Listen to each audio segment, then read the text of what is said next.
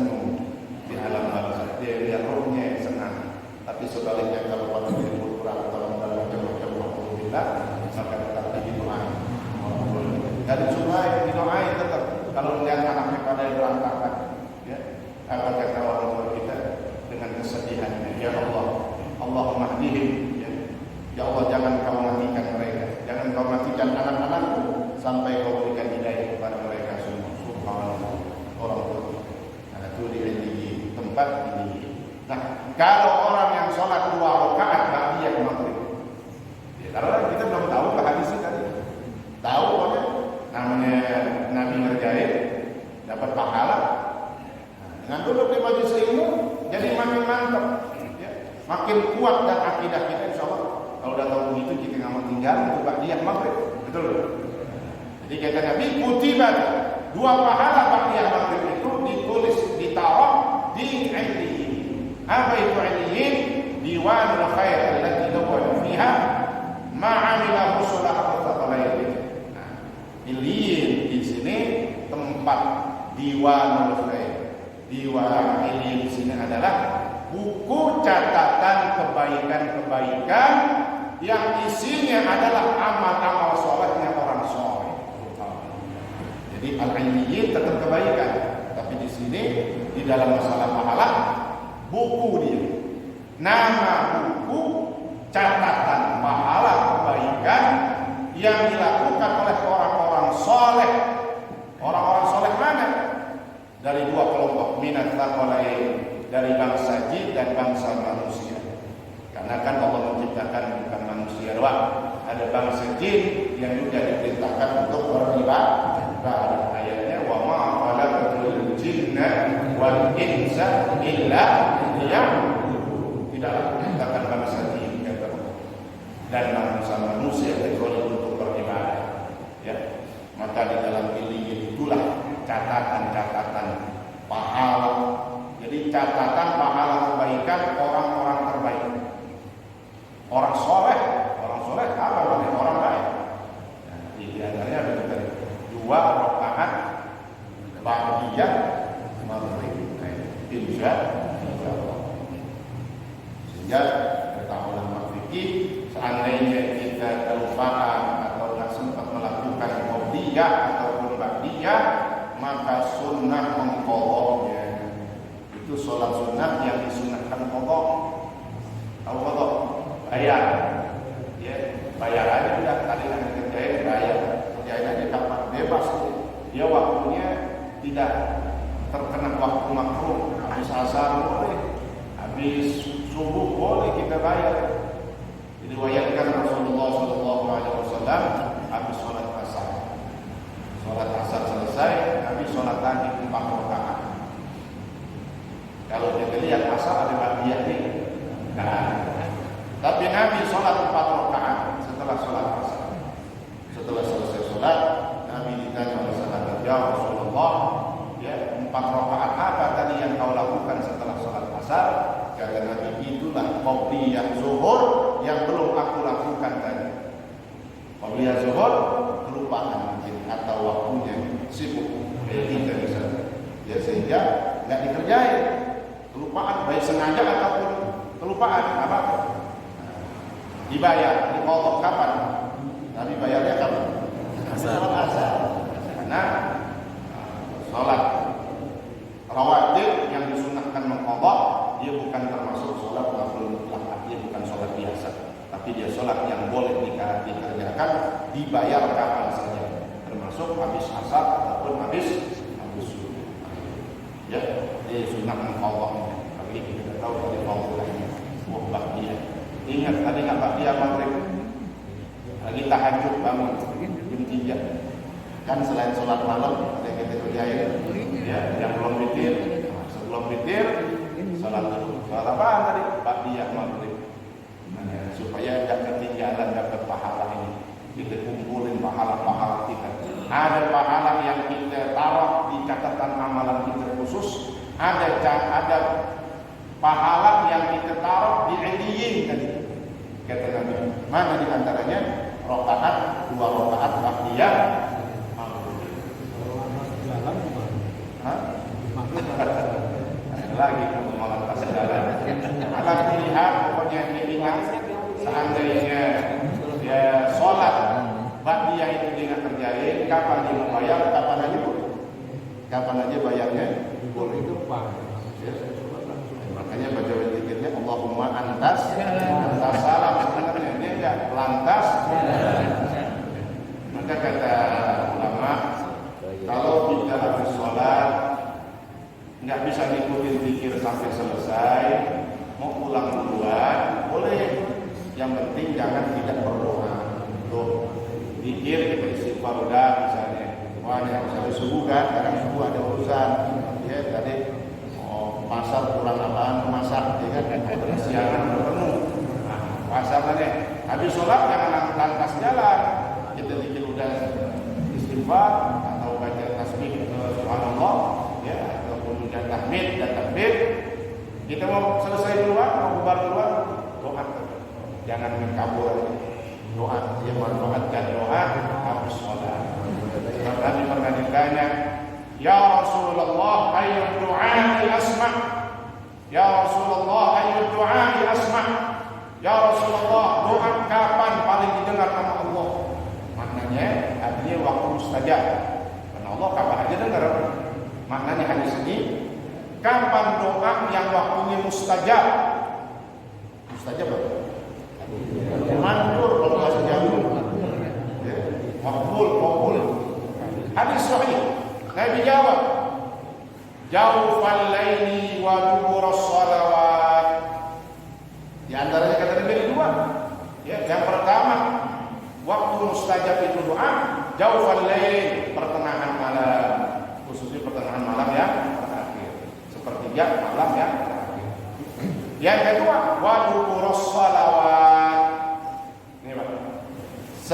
Doa yang dibaca setelah sholat, yang dimaksud sholat fardu. Itu waktu mustajab. Apalagi kita nggak ada yang butuh sama Allah, pasti semuanya sangat butuh sama Allah. Nah, kita ada urusan dunia, mau pergi duluan, jangan hilangkan kesempatan mustajab doa kita. Waktu mustajab ini, doa dah, doa aja sendiri. Penting jangan langsung pulang, tapi manfaatkan untuk berdoa. Sebab kata Nabi tadi, itu adalah waktu yang mustajab, pertengahan malam dan doa yang dibaca setelah sholat fardu. Ya, nih. Jadi tujuan mencari ilmu karena Allah adalah diantaranya supaya mendapatkan hidayah, petunjuk Allah. Contohnya adalah menghilangkan bi'an-tanwi bitahsili izalatan jahli an-nafsi. Engkau niat dengan menuntut ilmu menghilangkan ketidaktahuan dari dirimu. Ya, enaknya untungnya orang itu di manusia. Dia akan menjadi orang alim. Alim itu bukannya kiai, alim itu bukan ustaz, tapi orang yang punya ilmu. Ya, dengan ada ilmunya, jadi tadi contoh makin mantap ibadah, makin kuat ya, keyakinannya. Izalatul jahli an nafsi wa an sa'il tuhan. Duduk di majelis ilmu tujuannya apa? Juga supaya menghilangkan ketidaktahuan orang-orang lain yang nggak tahu. Itu bahasa.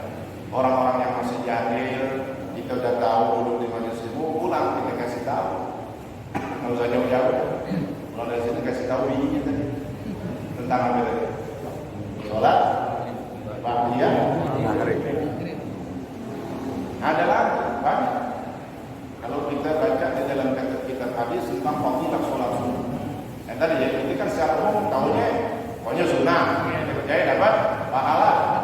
Tapi begitu kita belajar lagi, hadis Nabi itu banyak banget. Ada hadis sahih, ada hadis hasan, ada hadis dhaif. Semuanya dipakai. Jadi yang dia baca bukan hadis sahih, hadis dhaif pun kita pakai. Karena ulama sudah sepakat. Ya. Contohnya ini. Ya. Dalam hadis, man shalla arba'a raka'atin ba'da al-isya' qabla an Siapa yang sholat 4 rakaat? Ini yang kita kerjain semua soalnya. Ya, ini supaya mantap. Tapi ini bukan 2 rakaat, 4 rakaat. Siapa man sholat 4 rakaat ba'da al-isya, habis isya, qabla an yatakallam, sebelum dia ngobrol. Jadi jangan pakai ngomong lagi kan. Habis sholat isya, habis selesai, kerjain 4 rakaat habis isya. Sehingga kata ulama ada yang mengatakan dengan keterangan qabla an yatakallam, habis sholat isya selesai, kemudian dia sholat 4 rakaat sebelum dia ngobrol, maknanya katanya ini baqiyah isya. Kok bisa? Apa ini bang? Enggak, ini hadis. Karena mungkin ada sahabat Nabi yang lihat Nabi sholat baqiyah yang 4. Ya, tapi yang masyhur kan 2. Yang masyhur 2. Kita kerjain dengan 2. Kapan-kapan kita ngerjain 4. Emang Nabi ngerjain? Hadis ini diantaranya disebutkan oleh Imam Ibnu Syaibah. Imam Ibnu Syaibah sesama dengan Imam Malik, di atas Imam Bukhari, di atas Imam Bukhari Muslim, Imam Ibnu Syaibah. Imam Ibnu Syaibah meletakkan hadis ini dalam kitab Musannaf. Musannaf itu isinya ada, kalau Bukhari itu 7.000 hadis, kalau kitab Musannaf 3 kali lipat, berapa berarti? Hampir 21.000 hadis. Imam Ibnu Syaibah ada 21.000 hadis, ya. Yang itu isinya hadis sahih, hadis hasan, termasuk hadis sahih. Nah, di situ ada hadis tentang 4 rakaat. Rupanya juga bukan Imam Ibnu Syaibah aja, ulama yang belakangan pun mengambil hadis ini dan ditaruh di dalam kitabnya. Kitabnya diantaranya kitab tipis yang sering kita baca, kitabnya Imam Haddad, Al-Habib Abdullah bin Hamid Haddad, kitab Ar-Risalatul Mu'amalah. Kitab tipis. Di situ Imam Haddad masuk itu ya, nyebutin man shalla ba'da al-isya 4 rakaat. Kali salam 2 kali salam. Boleh 2 cara, boleh 2 kali salam, boleh 4 kali langsung sekali salam. Ya. Caranya begitu. Kalau sholat sunnah itu mau 2-2 udah maklum caranya. Kalau mau 4 boleh, 4 langsung boleh. Ada juga yang 4 pakai tasyahud. Ya, seperti sholat zuhur. Ya, artinya 4 rakaat ada tasyahud awalnya. Tetap 2 tahiyat. 2 tahiyat ditutup dengan 1 salam. Itu cara. Imam Haddad namanya sendiri aja. Kemudian kitab tipisan lagi kan, kitab Tanqihul Qaulil Hadits, ya, Syekh Nawawi Al-Jawi, ya, yang mensyarahkan kitab Lubbul Hadis. Lubbul Hadis kitab tipisan lagi, itu kitab Imam Suyuti disyarahin sama Syekh Nawawi, namanya Tanqihul Qaulil Hadits. Di situ juga ada. Artinya bukan kitab besar doang seperti Musannaf. Kitabnya Risalatul Mu'amalah Imam Haddad, kitab Tanqih juga masukin hadisnya. Apa kan? Siapa yang sholat 4 rakaat setelah isya, dia nggak pakai ngomong lagi. Makanya dibilangnya itu baqiyah langsung. Apa fadilahnya? Faqad ahya lailatal qadri. Fadilahnya 4 rakaat habis isya, maka orang itu faka'annama qama lailatal qadri. Riwayat pertama. Kata Nabi apa? Maka seakan-akan orang itu mendapatkan pahala apa? Mendapatkan Lailatul Qadar. Lailatul Qadar berapa?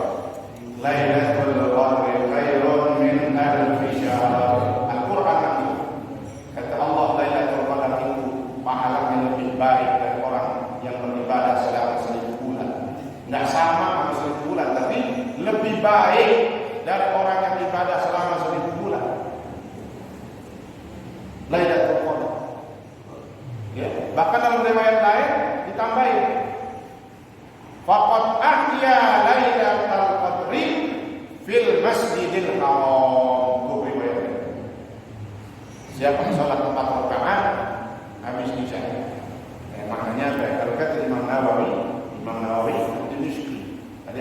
Nawawi. Imam Nawawi mengatakan kalau kita mendengar satu hadis Nabi, apalagi di antaranya itu hadis isinya tentang fadilah, tentang amalan, maka hendaklah kau lakukan. Kalau kau tak bisa kerjain setiap hari, setiap minggu, seumur hidup sekali kau akan kerjain. 4 rakaat harus bisa, 2 rakaat kita kerjain, ya. Kapan-kapan kita langsung kerjain 4. Kata Imam Nawawi, seandainya kau tak bisa kerjain tiap malam, kau habis bisa, seumur hidup sekali dah. Tapi kan pertanyaannya, kita mati kan? Tahu. Kalau kita seumur hidup sekali, orang pahamnya ntar aja dah belakangan. Ini kan seumur hidup sekali doang. Udah kerjain, turun lagi. Jadi maknanya apa? Segera ada. Udah kerjain sekali, apa cukup kapan-kapan kita mengerjain lagi. Ingat hadis. Kata Nabi ada. Maka orang yang kerjain 4 rakaat harus bisa itu pahalanya apa? Seperti orang yang mendapat Lailatul Qadar. Bahkan dalam riwayat yang kedua, faqad ahya Lailatul Qadri fil Masjidil Haram. Maka sungguh orang itu mendapatkan pahala menghidupkan Lailatul Qadar di mana? Di Masjidil Haram. Bedanya apa sampai sini? Bedanya apa dengan kota Madinah? Sudah tahu kan? Satu ibadah yang dilakukan di Masjidil Haram sebanding dengan 100.000 Berarti sekali dapetin Lailatul Qadar, kita nggak bisa umrah di sana. Kan itu Ramadan. Nah kalau mau dapetin Lailatul Qadar di Masjidil Haram, umrah di sana. Tapi maknanya apa kata ulama dalam hadis ini? Bahwa Allah tidak sempit, Allah tidak bakhil, Allah sangat murah untuk umat Nabi Muhammad untuk mendapatkan pahala Lailatul Qadar bukan hanya di bulan Ramadan, tapi Allah berikan setiap malam. Setiap malam yang ya, dan setiap malam punya jarang-jarang. Yang penting itu dari hadisnya. Lalu ditanya dari mana kita dapat Imam Haddad? Kita ngikut Imam Haddad. Tahu Imam Haddad? Habib Abdullah bin Abdul Haddad nulis dalam kitab Risalah Umar. Kalau kita ditanya, nanti seandainya ada orang nanya, tapi nggak ada. Seandainya diminta pertanggungjawaban kita, dari mana kita kerjain sholat sunnah ini? Imam Haddad masukin di dalam kitab Risalah Al-Muawalah. Siapa Imam Haddad? Qutbul Irsyad wa Qutbul Ibad wal Bilad. Sahibul Ratib, kita dengar tahu ini. Jangan apa-apa. Jadi ini pentingnya dulu di majelis ilmu, ya, memiliki keilmuan dan kita memantapkan akidah kita, memantapkan ibadah kita. Insya Allah. Yang penting mudah dengar tadi yang Imam Nawawi kapan-kapan kita kerjain. Subhanallah. Ya, jadi Allah memberikan kemurahan kepada umat Nabi Muhammad untuk mendapati pahala Lailatul Qadar. Tak perlu nungguin lain apa itu Ramadan, tapi setiap malam. Insya Allah. Memang kan subuhnya udah malam juga ya. Lu sudah kebanyakan dari lampu.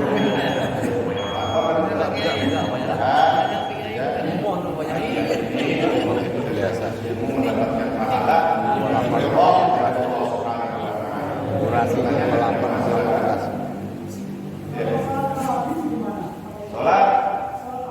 Salat tawabin ada 2 riwayat. Ya. Yang pertama kata ulama, salat tawabin adalah salat sunnah yang dilakukan antara maghrib sampai isya. Mau 2 rakaat, 4 rakaat, 6 rakaat, mau 12 rakaat, mau 20 rakaat salat tawabin. Ya, dari maghrib sampai isya. Yang kedua juga hadis sahih, ya, salatul awabin hina tarmadal fisal kata Nabi. Ada 2 riwayat tadi. Yang kedua bahwa salat awabin itu adalah salat duha.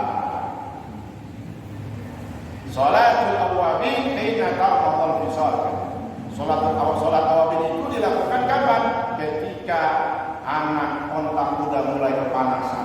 Berarti apa? Kira-kira jam 9. Jam 9 sholat apa namanya? Sholat duha. Jadi ada 2 riwayat tentang sholat awabin. Artinya apa? Ini belum kemurahan lagi, kelonggaran buat kita. Kita yang melakukan sholat duha berarti sudah ditulis sebagai orang yang melakukan sholat sunnah awabin. Kita kerjain lagi habis maghrib. Kan itu waktunya antara maghrib sampai isya. Mau 2 rakaat maksimal 20. Maka kita juga telah melakukan sholat awabin. sholat yang orang yang kembali kepada Allah, maknanya Allah. Ada lagi cukup. Kalau sholat sunnah qobliyah ya, kalau kita kan ketinggalan itu sudah qomat. Nah, misalkan zuhur. Nah, setelah zuhur kita kan ada hadiah tuh, dan kita kerjakan sholat qobliyahnya setelah zuhur itu nggak apa-apa juga. Itu kan zuhur juga ada yang mengatakan 2 rakaat, ada yang mengatakan 4 rakaat gitu ya. Itu yang 4 rakaat itu apa lebih baik atau gimana? Zuhur qobliyah. Qobliyah zuhur 4, ba'diyah zuhur 4. Semuanya sholat sunnah 4. Tapi dari segi pembagian kata ulama 2 kan 4 qobliyah zuhur 4. Yang akadnya 2. Yang baru akadnya 2. Ya, ba'diyah zuhur juga 4. Yang akadnya atau akad yang sangat ditekankan, yang sangat dianjurkan 2, yang tidak ditekankan juga. Tapi secara umum qobliyahnya 4. Qobliyahnya 4, ba'diyahnya 4. Adapun seandainya kita ketinggalan melakukan sholat qobliyah, maka boleh kita melakukannya setelah ba'diyah. Dan itu bahkan kata ulama fikih masih termasuk ada bukan qadha.